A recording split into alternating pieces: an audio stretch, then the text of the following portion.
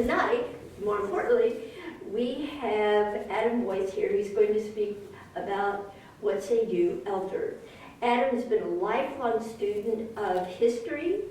Besides taking an interest in elder field, he was actively involved for many years in the Williamstown Historical Society, where he was a resident. It was his hometown, and he also held various elected positions there. He learned to play the fiddle from longtime Chelsea fiddler Harold Luce and has been involved in nearly every aspect of traditional music and dance history for over 20 years, including the composition of over 100 tunes. Adam became a speaker and living history presenter through the humanities in Vermont and New Hampshire starting in 2001. I know we've had him speak here. You speak in Vermont, you do, is it the Vanishing Alphabet?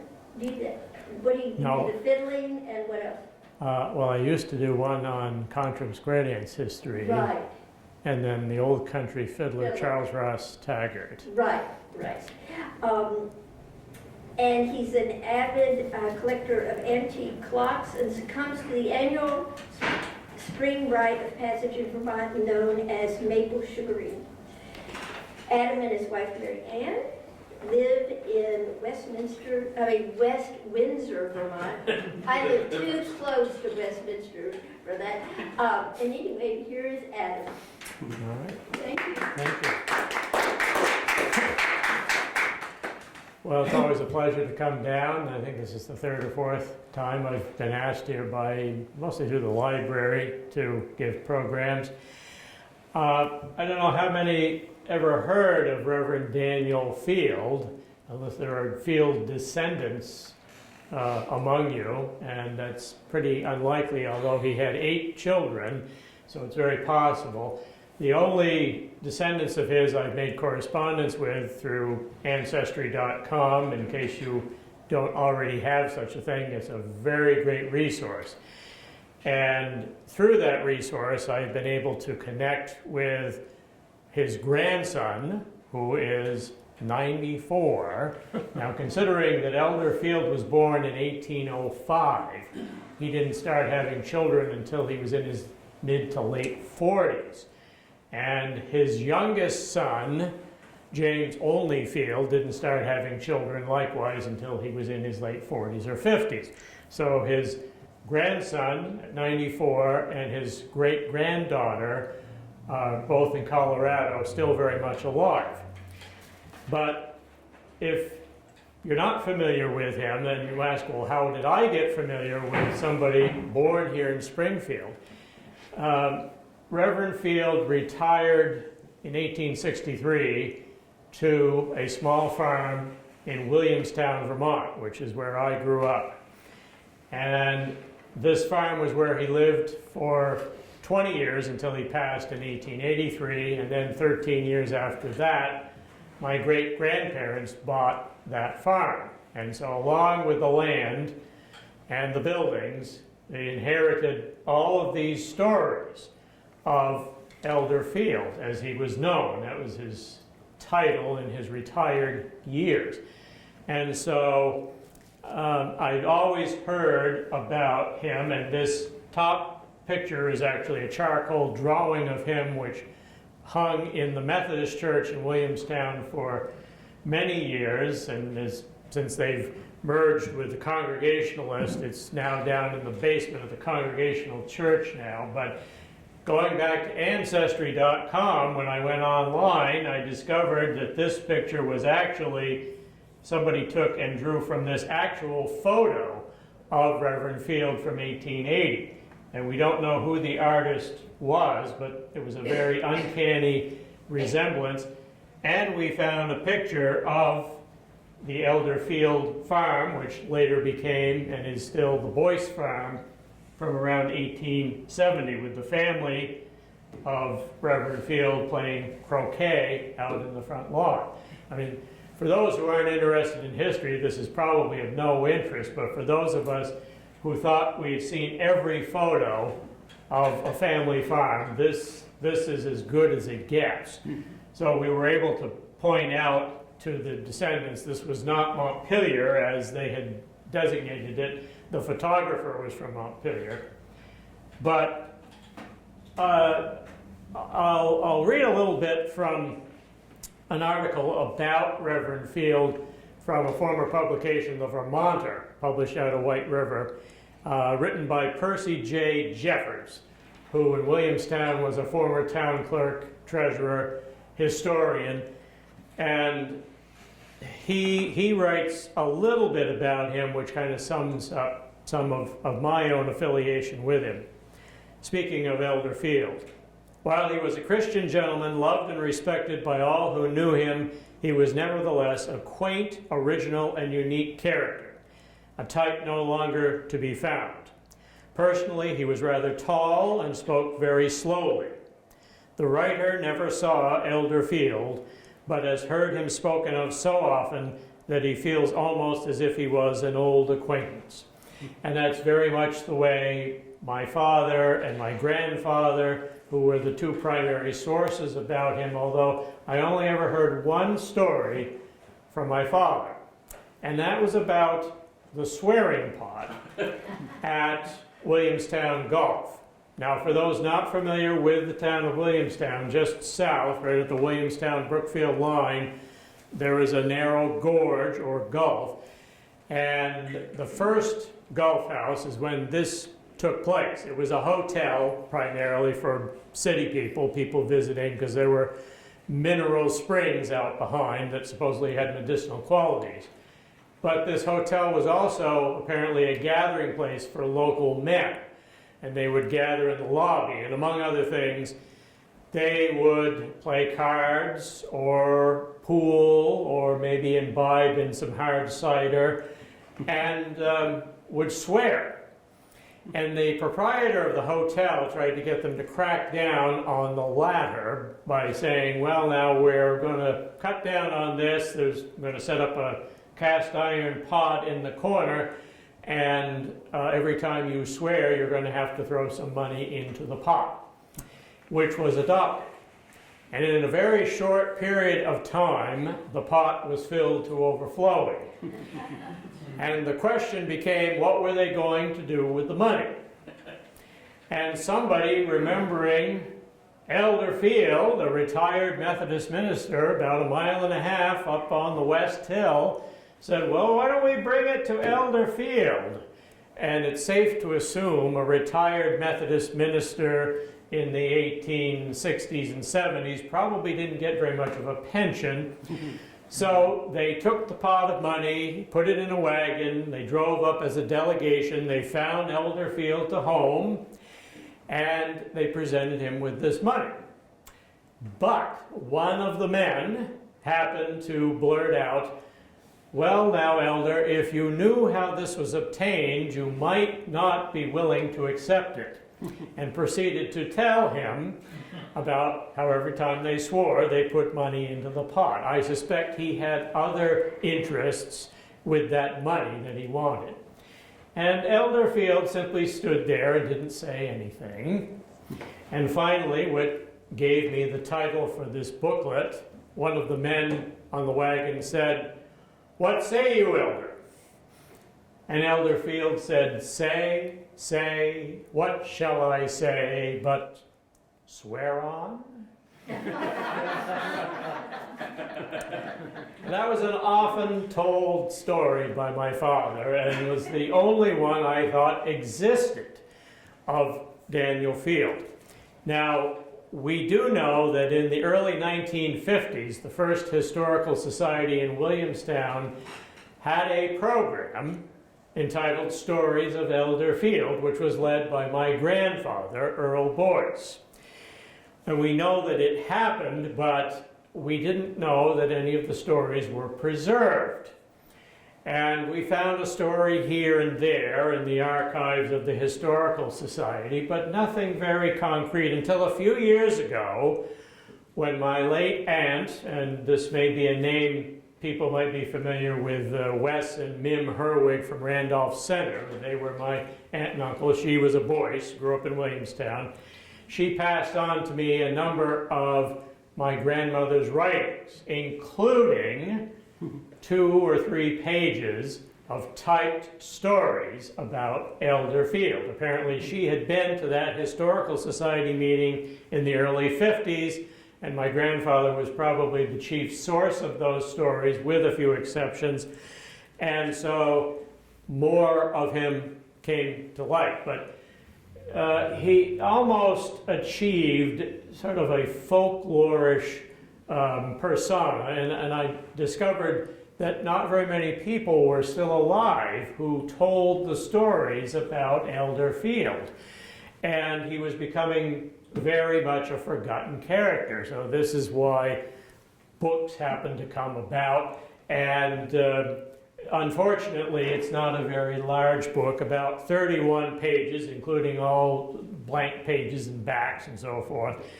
But it is an important thing to note, because unknowingly, Reverend Daniel Field has become a part of not only Williamstown and Springfield folklore, but also Vermont and New England. And I think he would have probably been very tickled by that. But there are things of legend and things of fact, and history is defined as anything that happened or may have happened, but among historians usually it's anything that can be proven. And so the fact from the fiction, we do know, according to the book History of the Town of Springfield, Vermont, by Charles Horace Hubbard and Justice Dart, published in 1895, that he was born here in Springfield on October 13th, 1805, son of Salathiel and Sally Howe Field, and grandson of Daniel Quaker Field. We know that at some point in 1824 he joined the Methodist Church here, and sometime between then and 1831 he feels compelled to go into the ministry, and specifically the itinerant ministry. He was basically a circuit riding preacher who started in Montpelier in 1831 as an assistant to James Templeton, and was also credited with organizing that same year the first Methodist church at Peacham Corner. The actual church building itself wasn't built until the following year. And we know he was a poet. He wrote poems that often, sadly, on the case of somebody passing away, but they would appear in the local newspaper, usually a parishioner of his. We do know that the Vermont Methodist Conference gave a tribute to him at the time of his death in 1884, which is as follows. He was a man of many rare gifts, with a clear appreciation of divine truth and the duties of the Christian life. He was able, by striking illustrations and unique presentation of the truth, to stir the conscience and move the heart. He had a sure instinct which enabled him to find the weak point in an argument, and he was able to reveal that weakness with the suddenness of the lightning flashes. Against every form of hypocrisy and unrighteousness, his sarcasm was at once withering and stunning. His power in prayer was often marvelous, and his genial, devout, loyal disposition made his presence a benediction even after his active ministry closed. And we wouldn't have known anything about his active ministry, again, going back to Ancestry.com. And I swear I am not a stockholder in that company, but one of the things that the relatives had posted was an obituary for his first wife, Mary Fuller, originally from Linden, Vermont. And apparently for the 17 years they were married, she was mostly an invalid. They had no children together, but he wrote her obituary. And in that obituary that the family had that posted on Ancestry.com, he related his ministry up until that point. And so from 1831 up through the time of her death in 1850, when they were at Corinth Corner, Vermont, at least we have a thread of the places, including Chelsea, Stratford, Craftsbury, and of course up in Williamstown, Brookfield, Bethel, and as is always the case, again, when something gets published, we now know he was in Woodstock in 1851, that he was in Hardwick and Stowe, and we have a letter that the family finally passed on to me that he wrote from Springfield in 1879, dated November 12th, just a few days ago, back in 1879, where he was visiting and giving sermons. And we don't really know why he was down here. He had left from Williamstown in mid-October, and he wrote he didn't know just when he would be coming back, so whether there might have been a financial need. But he was here. He speaks of the Stone Church here in Springfield, where he had been asked to preach, and he had been at Chester Depot and expected to head up to Barnard and Woodstock.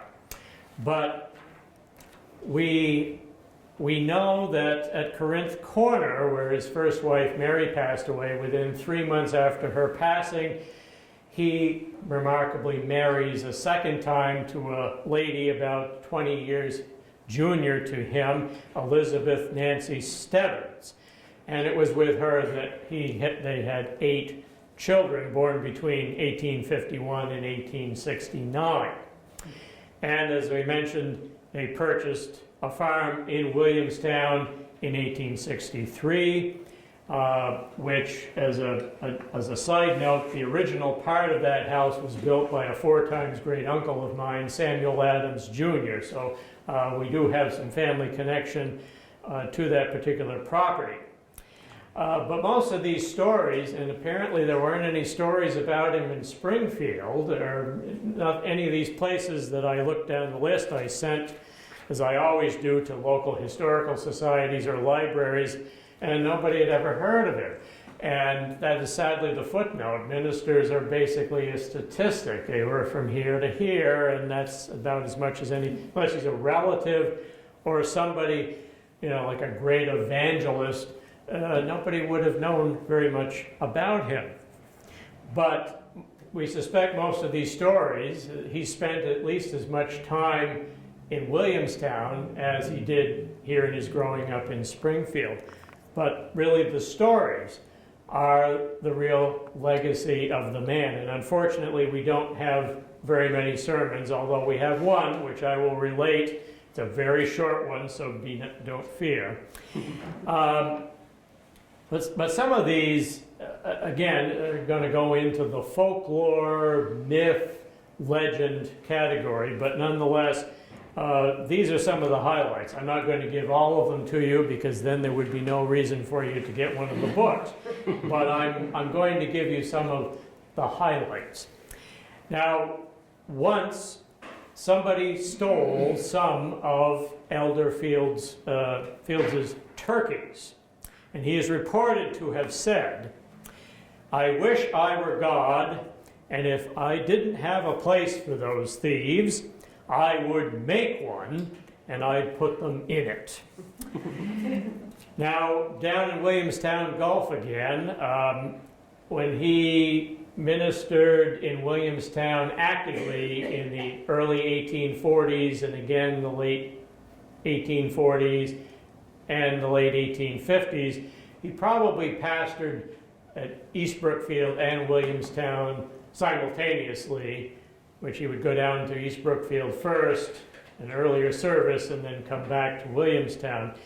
And on one of those occasions, one of his parishioners, on a Sunday, was fishing in Williamstown Gulf. And Elder Field, driving back from East Brookfield, spied the parishioner. And he stopped this tall, 2-wheeled, 1-horse shay, they used to call them, and pointed to the parishioner and said, "You sinner." But then the parishioner handed Elder Field the string of fish that he had caught, and Elder reportedly said, "Well, the poor little fish didn't know any better," and he took them home. But not every story about Elder Field was quite so amusing. I mean, maybe it would be if you weren't related. But there was a Mrs. Polly Goldwaith, who died in Williamstown in 1870. And of course, Elderfield was living in town, retired, but the daughter of Mrs. Goldwaith wanted Elderfield to do the funeral sermon. He was known for his funeral sermons in that they were long and very impressive. And again, you have to think this was back before you had movies and television. People actually went to church and they went to these events at fairs to hear the speakers because that was the only oration they would get. And, well, anyway, Mrs. Goldwaith's funeral was on a hot July day. And partway through the sermon, Elderfield abruptly stopped the sermon, closing it by saying, "Well, I won't prolong this any longer because it looks like thunder showers and there are probably a good many here who are anxious to get home and get their hay in." And the daughter of Mrs. Goldwaith never forgave Elderfield for the disrespect that he showed for her mother. Now, I know descendants of this Mrs. Goldwaith who never had heard that story. And so that was quite interesting. Now, several of these stories we get from Percy Jeffords, again, a former town official and historian in Williamstown. And these are in his words. Upon one occasion, Elderfield entered a wheelwright shop while the owner was doing a particularly fussy and annoying piece of work, accompanying it with some profanity, so that the preacher entered unnoticed. Looking around, the owner saw Elderfield and began to apologize for some of the things he had said, whereupon Elderfield replied, "Well, it is always permissible to swear when you are doing any such job or when you are setting up a stove." He was once pastor of the old Methodist church in East Brookfield. Things did not go very well, and the parson was not supported as he should have been. So he gave notice, Elderfield did, that on a certain Sabbath he would preach his farewell sermon. And it would be something that they would all want to hear. Knowing the elder pretty well, the members of the church congregation were all present. When he got up to preach, and this is the only sermon that we have in its entirety, he merely announced, "This church is the smallest potatoes, the fewest in a hill, and the nearest the surface of any church I have ever seen." That was the sermon. Later, he is reported to have said of the East Brookfield congregation, "You could comb hell all over with a fine-tooth comb and could not find another such a set of people." But he was still asked by the good brothers in East Brookfield on occasion, at least once a year, to preach a sermon when their minister was on sabbatical or wasn't up to it. And so they would come up to his farm in Williamstown and would ask if he would come down and preach on a certain Sunday. And then they asked how much he would charge. And Elderfield replied, "Well, I will preach you a good sermon for $5. For $10, I will preach you a very good sermon. And for $15, I will preach you a real rip-roarer." Now, once he was asked if he preferred to have a man go to church regularly and not pay much, or to stay at home mostly and pay well. "Well," Elderfield said, "it would keep body and soul together better to have anybody pay well and stay home." Now, Elderfield was between two neighboring farms in Williamstown. To the north was the Dexter farm, and to the south was the Hanson farm. And apparently the Dexter cattle were always getting out of the fences, and they would come down through and end up at the Hanson farm and would cause a lot of damage, so much so that Mr. Hanson got sick of it and took Mr. Dexter to court. And they called Elder Field as a witness, since his farm was right between the two. And the prosecuting attorney asked him if he hadn't been put to much trouble by the Dexter cows getting out. Now, the elder didn't want to get into any trouble with either neighbor, so he answered no. But the attorney said, well, here you live right between these two farms, and the cows are constantly getting out. How can it be that it hasn't caused you trouble? Well, elder replied, you see, the Lord has blessed me with more than the usual number of boys. And he went on to say, it is possible that the Dexter cattle may have inconvenienced my boys at times, but not me. We know that he died in Williamstown on May 20th, 1883. And for the longest time, I was and running into Becky here with the Vermont Old Cemetery Association. I was trying to find what happened to him, because he should have been buried there. But then, like the lightning flash, his first wife was in Corinth Corner, so it made sense he would be over there. And sure enough, he was buried next to his first wife, Mary, at the Corinth Corner Cemetery. There was this obituary to him, which again was not a very grand salute, but it appeared in the Montpelier Watchman a few days after his passing in 1883. The bell has this Monday morning tolled the death of Reverend Daniel Field. He has been ailing for some months of diabetes, which recently assumed a dropsical form, and he died on Sunday morning last in his 79th year. The main facts in his life as a Methodist preacher we are unable to give. We know that for years past he has given up the more active work of the ministry and resided on a farm here in Williamstown, and this on account of bodily infirmities. That in his day and generation he has accomplished a great amount of good, who can doubt?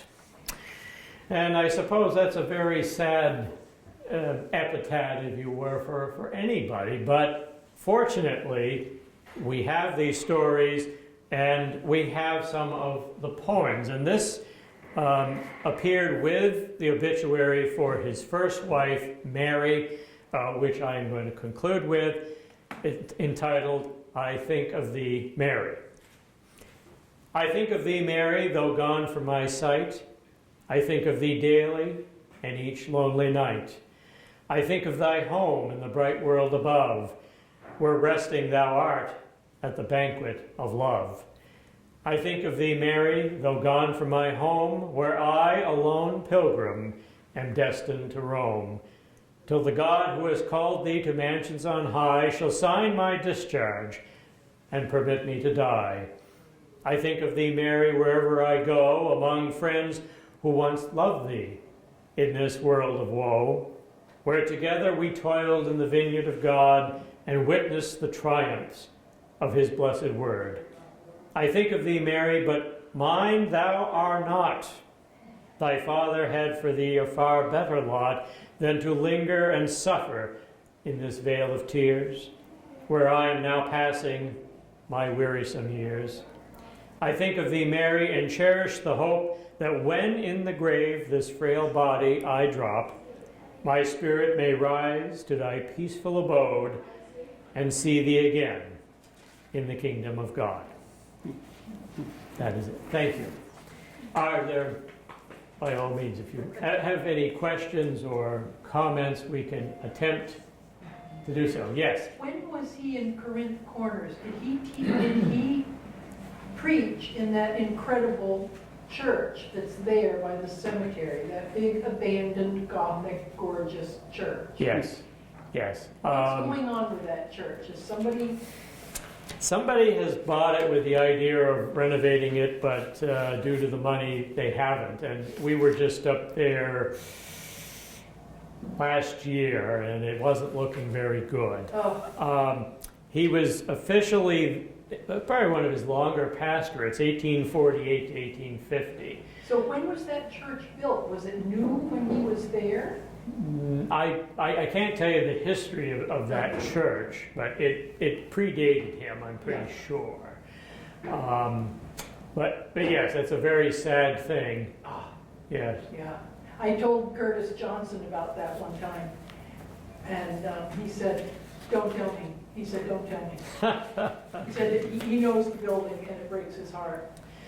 Yes, I'm trying to remember the name of the owner, who was, I think, still the head of the Historical Society. Oh, well then, But he's had health issues. Yeah. He's also the cemetery commissioner, which was another issue. When we found Elder Fields' gravestone, I think it was his wife's Mary stone that was leaning on it, covering it. We had to actually pull it back to read wow. the stone. And I offered to, try to do something to patch that, but they haven't taken me up on anything yet. So Wow. But Isn't that a gorgeous building though? it is. I took several pictures. And I was trying to find a picture of it in its prime, but I've yet to find one. There must have been pictures taken. Well, I'm very surprised somebody's familiar with that church. That's quite a location. I've been by that for years, never knew it was there, Yep, and ironically. yeah, But it's just this little place out in the middle of nowhere. yeah. Are there other questions or comments? As you gather, I do have some booklets for sale with a very modest price of $5 a piece, but it is also in the collection of the library here, so you can always take it out, and then if you like it well enough, you can. I don't know how many people here are familiar with WDEV radio out of Waterbury, but there was a fellow on there by the name of Charles Morrissey, Life in Vermont Commentaries, and I have reached a plateau. When Charlie Morrissey contacts you and he wants to know about buying one of your books because he saw it at the Kellogg Hubbard Library in Montpelier, well, he knew my Uncle Wes and Aunt Mim, so he and I have been having conversations, and he's the one who looked up and told me, since he lives in East Hardwick, he said, yes, indeed, Elderfield was a minister there in 1851 and 52, so anyway. Here's another question for you. Okay. Was he involved, where was he with the abolition movement? Unfortunately, we don't know anything about that. I would expect most any clergy people were probably, although there were divisions, There and were. some were pretty stubbornly, part of that compromise. But I don't know how that would have translated to that particular point. I mean, certainly you would assume, that would be, he would be against that, as there were safe houses on the Underground Railroad that went through various communities, including Williamstown. But unfortunately, we don't know, simply because it wasn't written about. But again, if his family has letters in some trunk in Colorado, which I've been after them for 2 years to dig into. Maybe more will be forthcoming, but we don't really know what or even what the Methodist Church in Vermont's position was on slavery. I'm sure they were opposed to it, but I can't honestly tell you what his position was. Yes, sir. How did you manage to find the picture of the farm and identify it? Ancestry.com. Yes, his descendants, his great-granddaughter, posted that online. And originally, I was looking and found this picture, and they had it identified as Montpelier, Vermont. Well, the photographer was Langdon from Montpelier, but I looked at that and I said, oh my God, that's my great-grandparents' and grandparents' place. Absolutely. And that is the earliest picture. My uncle was always good at identifying photos, and he said if you know certain facts and you know certain things, you can identify any picture by the date. And that was just luck. And it's sloth on my part, putting it off as long as I had, because who knows, it had been there for years. But that's where I found it. How So similar does it look now? it is no longer here. Oh. It burned, it'll be 40 years ago this coming February. Yeah. But, and my grandfather was the last occupant. He died in the fire. But my grandfather was born in that house 80 years, over 80 years earlier. But, so once in a while, you know, that's the thing about history and the internet, there are all these things that can come out. Yes, Becky?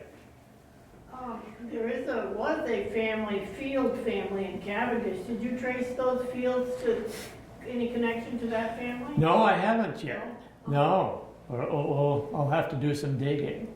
But as I said, he had 8 children, 7 made it past the 20s. They had one daughter. I think the first daughter died when she was in her early 20s, but most of them made it and went on to bigger and better things. Matter of fact, when they were renovating the Methodist Church in Williamstown in 1909, his youngest son, James Olney Field, donated they had 3 seats up on the pulpit that the ministers usually sit in, along with the altar and the pulpit, were all donated in the memory of Reverend Field. But I'm not aware of any. There certainly could be some connection. But yes, sir. Do you have any tips on researching old newspapers? I found it extremely difficult. Again, I've been going to the internet, and it's something, newspapers.com. For Vermont residents, if you go to the state archives and you register, every Vermont resident can get free access to newspapers.com, and then you can put a query, whatever you're looking for, and things will appear. So you really ought to look at that. That's the Vermont State Archives, and have a link to that. That makes it so much easier, because if you had to spend the time, I'm working on another subject from West Windsor, who is Daniel Levin's Cady. That may be another name. If you didn't remember somebody born in your own town, then probably you may not know the name Dan Cady, but he was a poet. And his poems appeared widely. His best known works, and maybe the library has them, of Rhymes of Vermont Rural Life series between 1919 and 1934. I queried on this newspapers.com, and just in Vermont I had 13,000 hits, mostly poems that were published in local, it went all over the place, newspapers, magazines, books, and I'm still I'm gone maybe a quarter of the way through all of those. It's just amazing. But it also had editorials. Apparently, I didn't realize this, that it was some group of women here in Springfield who met in 1922 that gave us Robert Frost as the Poet Laureate of Vermont. And there was quite an editorial battle back and forth between the various newspapers, saying, well, what about people like Daniel L. Cady? And then there was Wendell Phillips Stafford, who was born in Barre and was some type of a judge down in the District of Columbia, who maintained a home in St. Johnsbury. I mean, there were literally 10 or a dozen native poets, and they picked a guy from California. So it was quite interesting. I never realized Springfield was the one who put Robert Frost on as our poet laureate. There are other poets besides him, you know. But anyway, a lot of things that you can learn doing it, and if you had to go traipsing from library to library, although libraries are still a very good place to go for certain things, that can narrow your search a little bit. But that's about all that I have, because again, if I read the whole book, which I probably could do in one sitting, then there'd be no reason to get one. But if anybody is interested, so I don't have to carry quite so many copies home, because they're very heavy, as you can see, I'd be very glad to to sell you one or two, or, Christmas is coming, so, very good. But thank you very much.